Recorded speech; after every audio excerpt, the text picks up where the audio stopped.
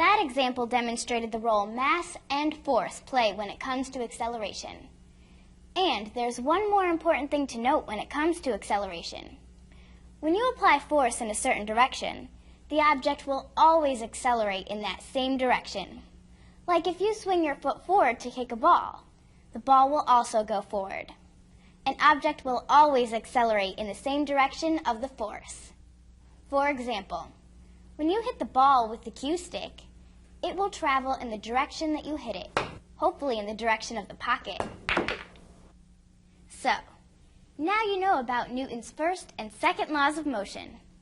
And there's only one more law of motion that you need to learn, Newton's third law of motion. It says that for every action, there is an equal and opposite reaction.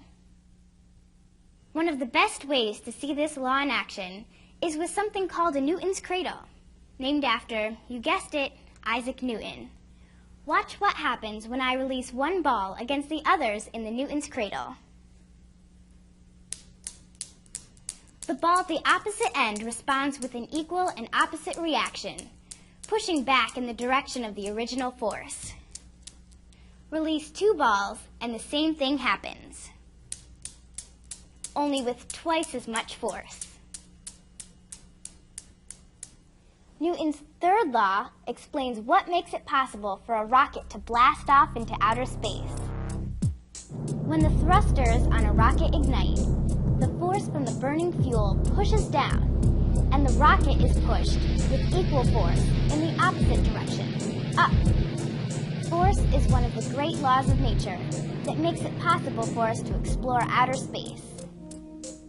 Pretty neat, huh? Let's take a moment to review Newton's three laws of motion.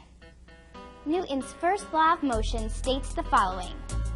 An object at rest will remain at rest, and an object in motion at a constant speed will remain in motion at a constant speed until some outside force is applied to it. We saw this with the bowler and the bowling ball.